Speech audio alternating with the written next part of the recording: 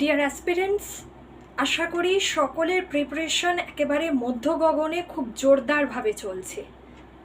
তো কয়েকদিন ধরে আমি একটি প্রশ্ন পাচ্ছি যে মক টেস্টের রুলসগুলো বিষয়, কিন্তু সকলকে উত্তর দিতে পারছি না পড়ানো এবং ব্যক্তিগত কাজের চাপে।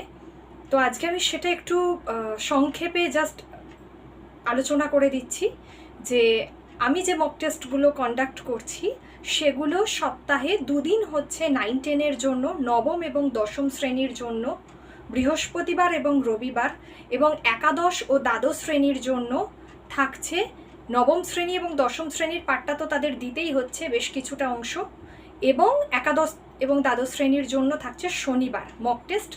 প্রত্যেকে অ্যাপে মক টেস্ট দিতে পারবেন, এবং অনেকেই জানতে চাইছেন যে মক টেস্টের পিডিএফ কি পাবো। হ্যাঁ, মক টেস্টের পিডিএফও পাওয়া যাচ্ছে। আপনারা যারা পারচেস করবেন তাদেরকে ওয়ান টাইম ফিজই দিতে হবে। আগস্ট মাস পর্যন্ত, 31শে আগস্ট পর্যন্ত আপনারা সমস্ত এক্সাম অ্যাপে দিতে পারবেন। আর যে বিষয়টা সেটা হচ্ছে যে আপনারা পিডিএফে তার কোয়েশ্চেন এবং আনসার দুটোই পাচ্ছেন। আর মক টেস্ট রিলেটেড যা যা সমস্যা থাকবে, যদি কারোর কোনো কোয়েশ্চেনে অসুবিধা থাকে অবশ্যই আমি সেগুলো ডিসকাস করব। অটোমেটিক্যালি এখনও পর্যন্ত